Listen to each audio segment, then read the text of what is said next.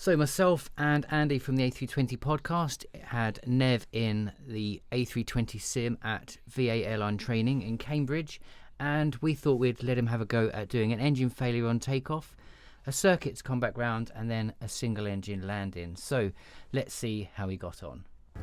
Lovely. Okay, off we go. Shit. So you've got the donuts here. Yep. If you just put them to 50. That's all right. There we go. That's it. Look at the end of the runway.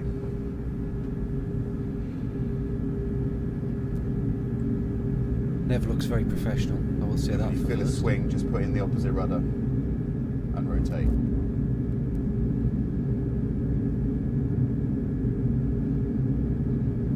V1, rotate. Oh, good firm grip of the stick there. Oh, yeah. That's all right. Positive climb. Gear up. Aiming for about 10 on the pitch there. Yeah. He does know he's not an aerobatic pilot, doesn't he? But nicely done. That's the most difficult thing you can do in a jet, lose an engine at V1. But he's got it off the ground nicely. Squeeze a bit more right rudder in. So this little blue target here, Yeah. that tells you where you need to put your feet. So if you just squeeze a bit more Okay. right rudder in, Yeah. then what I'll do is I'll trim that out for you. Okay. If you want to centralise that blue thing under the yellow line. So you should be Yeah. feeling a bit lighter now. Yeah. So what you do is just slightly release the pressure on your feet and see whether we got it trimmed. Because usually you do this for yourself. There you go, it's about right. So John here, who's So helping see the Nev two out, flight who's directors? trimming out Yep. the rudder Just want for to keep him. that dot in between the two flight directors. That'll make sure you maintain your speed. Nev's doing a lovely job there, following the flight director. And you can see it's ever so sensitive, so tiny movements there on the side stick from Nev, and we're rolling quite a bit. Lovely turn there, Nev. You'll notice as well, those of you who do fly the Airbus, we haven't cleared out or done anything with the ECAM because this was just for Nev to try flying single engine circuits. Well, he's doing a beautiful job, isn't he, Matt? It is. Lovely steady turn. And that's the key to the Airbus. You see Nev's making tiny adjustments there. It's very sensitive aircraft, so we do really need to make small adjustments. He's also been very wise in turning before he gets towards Liverpool because this is out of Manchester. As Andy said, this isn't how you'd normally run the procedure. John there is just clearing up the ECAM and getting all the switches in the right position, so it's easier for Nev to concentrate.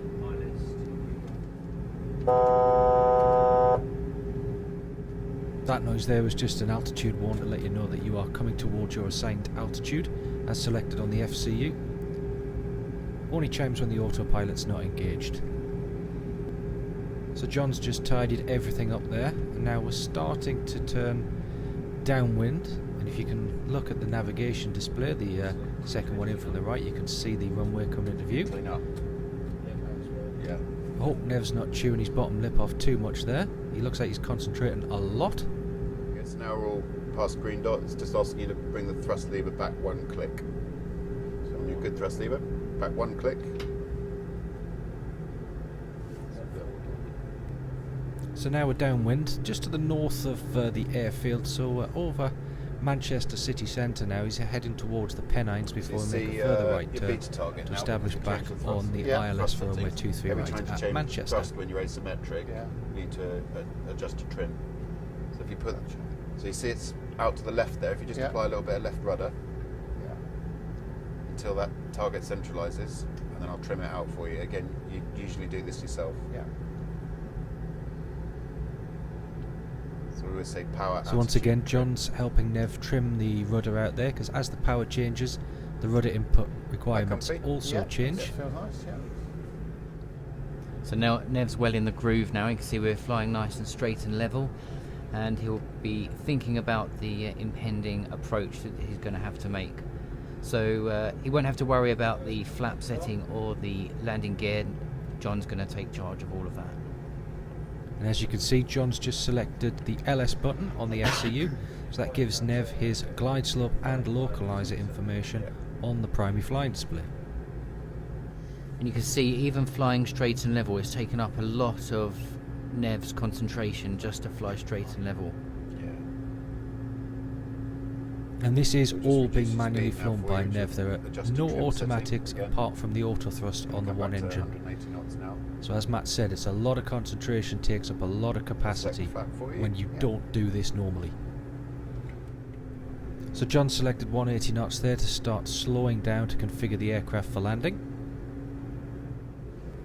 Now it would normally take a lot of concentration and a lot of your capacity to just do a normal manual approach, someone like Nev who doesn't fly regularly. But we're going to have an added dimension here, so normally you'd just be concentrating on your pitch, so however the nose is pointing up or down, and then the roll.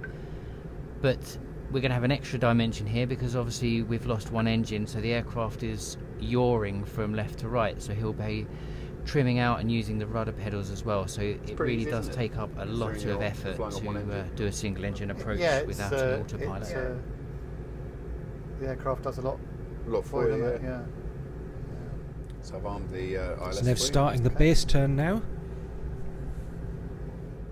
So here we are right over the edge of the Pennines. Leeds and Bradford are out to our left hand side now as we're making the turn.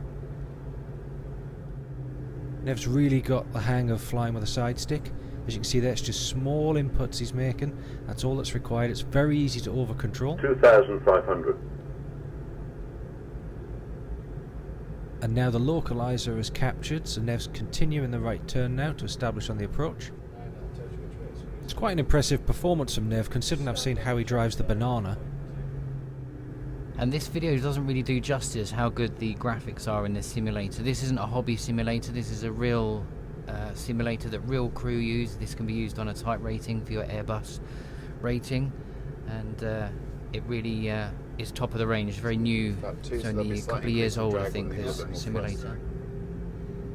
Yep, I'm based at Manchester, and I have to say the graphical representation is spot on. So now you can see we're starting to get into this realm of the juggling. So he's juggling with staying on the localizer, which is your So busy concentrating on the lateral localizer, guidance forgot that, and so- your vertical Yeah, so- guidance so on the glide easily slope. done.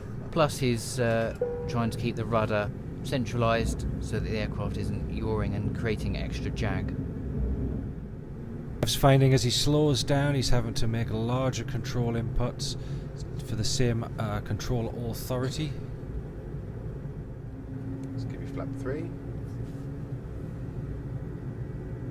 And then So we're into flap the final 4. part of the approach now. And the aircraft will settle down into Yeah. its thrust setting. Nev's and just over controlling ever so slightly.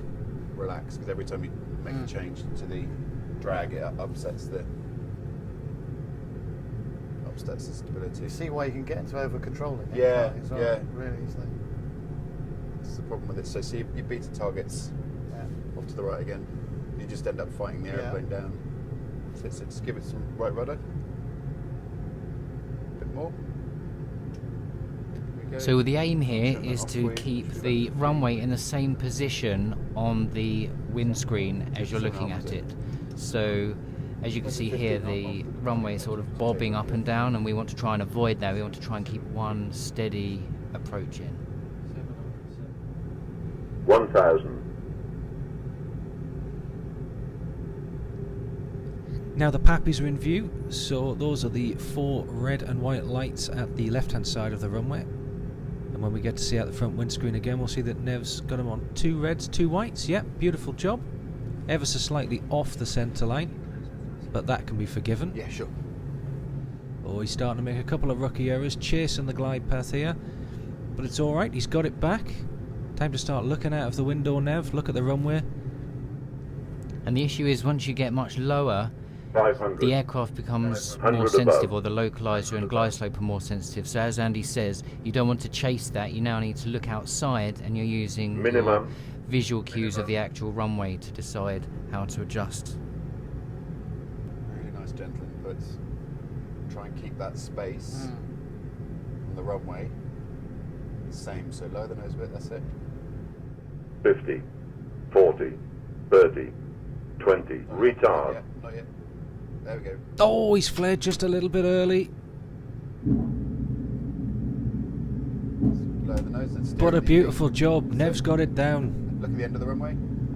Can he keep it on the runway? That's the next question. And you just touch the brakes like that. So it's asymmetric braking. Now what Nev's done here is he's braked as if he was in a car, so he's just Like a pressed the car. one pedal. But in the aircraft we have differential braking, so each foot provides brake pressure Good to job. its associated wheel. Engine failure after takeoff, single engine landing. We can tick that off. That's part of your license check. Yeah. That's bloody hard work, isn't It is hard work, isn't it? It's good fun though. Yeah. Good, really good. It's a good job. I enjoyed that. You've never done that before. No. No, that was really hard work, definitely, but really enjoyable, and very much thanks to John here and the guys from the A320 podcast for letting me do it.